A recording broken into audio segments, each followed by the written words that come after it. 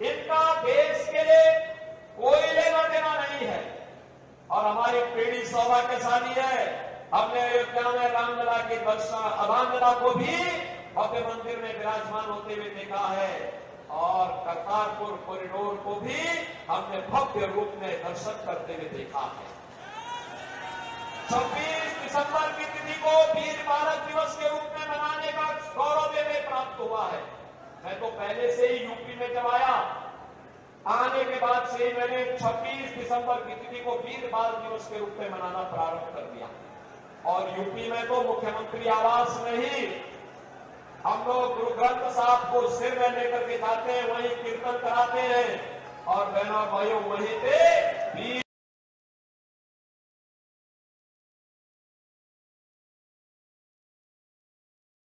कहने के लिए आया हूं। हमारी पीढ़ी सौभाग्यशाली इसलिए है क्योंकि अपना विरासत का भी सम्मान कर रही है और साथ साथ भारत को उस दुनिया के अंदर सम्मान दे रही है, भारत की सुरक्षा को पुख्ता कर रही है। अब दुनिया का कोई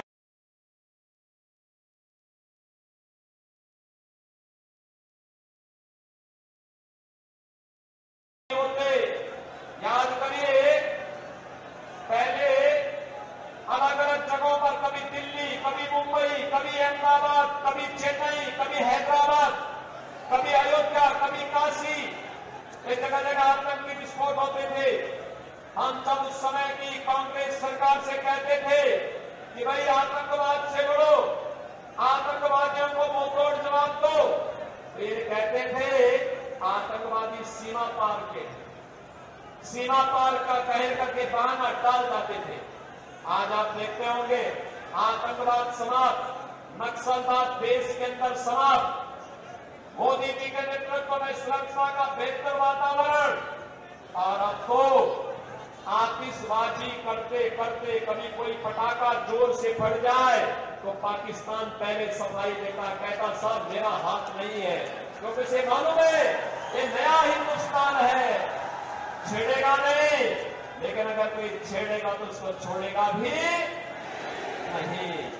और बहनों और भाइयों, आज के नए हिंदुस्तान में विकास भी है, 2 लेन, 4 लेन, 6 लेन, 12 लेन की हाईवे, रेल की नई मॉडल, वंदे भारत, अमृत भारत, नमो भारत के रूप में मेट्रो बन रही है।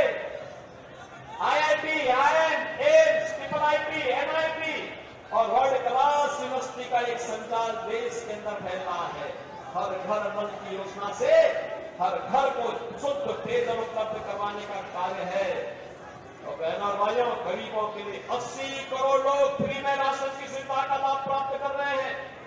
याद करिए पाकिस्तान की कुल आबादी 23 करोड़ और 23 करोड़ की आबादी भूख से मर रही है और हिंदुस्तान में 80 करोड़ लोग फ्री में राशन की सुविधा का लाभ प्राप्त कर रहे हैं।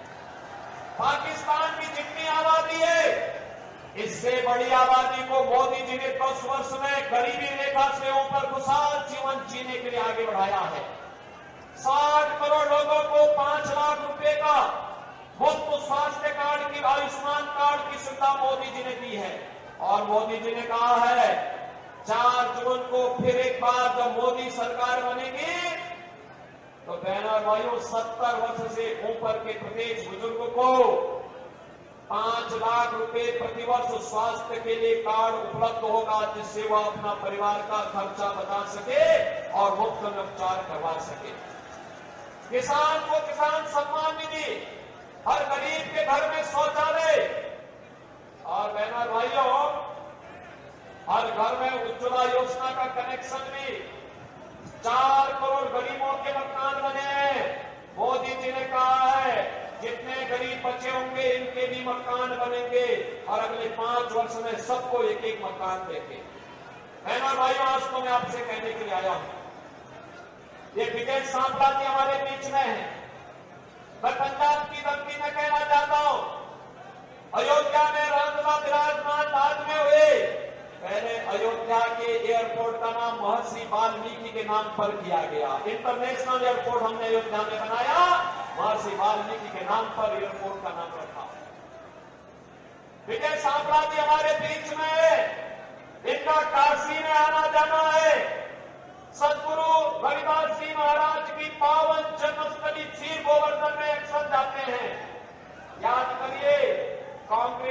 सरकार में और पहले की सरकारों में वहां की क्या दुर्दशा थी। आज आप जाएंगे सदगुरु रविदास जी महाराज की पावन जन्मभूमि में एक भव्य और दिव्य स्वरूप आपको देखने को मिलेगा।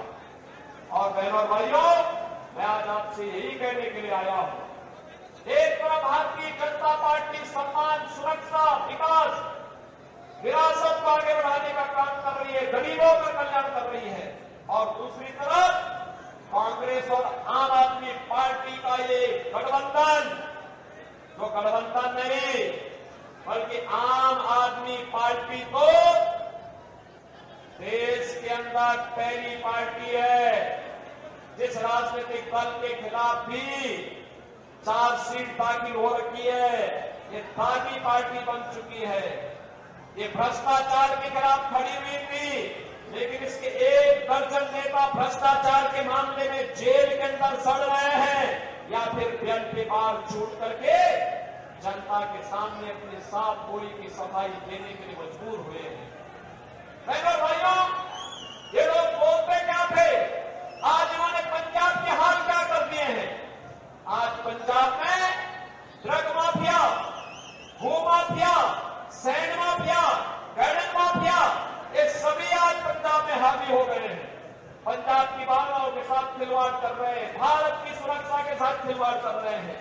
जिस पंजाब ने देश की सुरक्षा का ढाल बना था, जो पंजाब, जिस पंजाब का युवा देश की सुरक्षा में अपनी जवानी लगाता था और सुरक्षा के बाद जब आता था तो अपना पसीना बहा करके भारत के अंदर हरित क्रांति के सपने को साकार करता था, जिस पंजाब ने देश के अंदर समृद्धि के एक नए मानक खड़े थे, जिस पंजाब के कारण भारत सोने,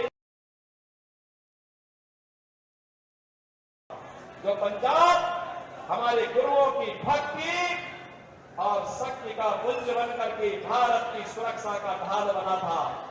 बहनों और भाइयों, आज यहां के युवाओं के साथ उनकी स्थिति को देख करके मुझे कभी कभी तरस आती है और साथ साथ मेरा हृदय दिल से रोता है, इस बात के लिए रोता है, ये युवा जिसने देश की सुरक्षा के लिए अपनी जीवन लगाना चाहिए था, आज ड्रग माफिया की चपेट में। और मैं तो कहने के लिए आया हूं, इसीलिए रवनीश सिंह बिट्टू को चुनाव जिता करके भेजे, मैं इनके साथ यूपी के बुलडोजर भी इनके साथ भेज दूंगा,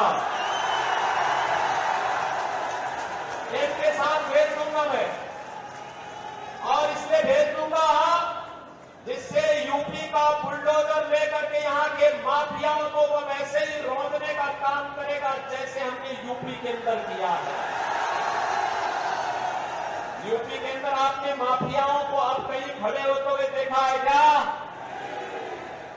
जो माफिया पहले 17 के पहले यूपी में अराजकता फैलाते थे, दंगा करते थे, पैरेलल गवर्नमेंट चलाते थे, और जिन माफियाओं के कारण वहां के किसी भी संवैधानिक पद पर बैठे हुए व्यक्ति का प्रोटोकॉल समाप्त हो जाता था, आज वही माफिया वहां मिट्टी में मिल गए हैं, मिट्टी में। अब वहां कोई गैंगस्टर नहीं है, कोई दुर्दांत माफिया नहीं है, कोई सैंड माफिया नहीं है, कोई भू माफिया नहीं है, कोई कटन माफिया नहीं है, और कोई अन्य माफिया नहीं है। 25 करोड़ की आबादी, नो कर्फ्यू नो दंगा, यूपी में है सब चंगा।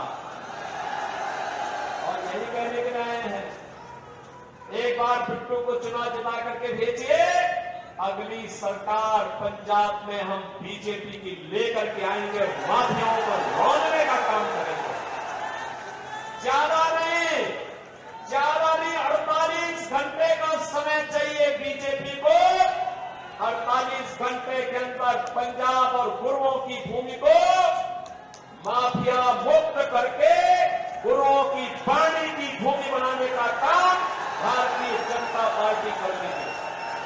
और इसीलिए मैं आया हूं, बिट्टू तो मेरे संसद के साथी रहे हैं, मेरे मित्र रहे हैं, हम अलग अलग पार्टी के थे लेकिन मिलते थे, विकास के बारे में चर्चा करते थे, राम जन्मभूमि के बारे में चर्चा करते थे, करतारपुर साहिब के बारे में चर्चा करते थे, वीर बाल दिवस के बारे में चर्चा करते थे। आज इनके सारे संकल्प पूरे हुए हैं और इसीलिए जब मुझे लगा कि मेरा मित्र चुनाव लड़ेगा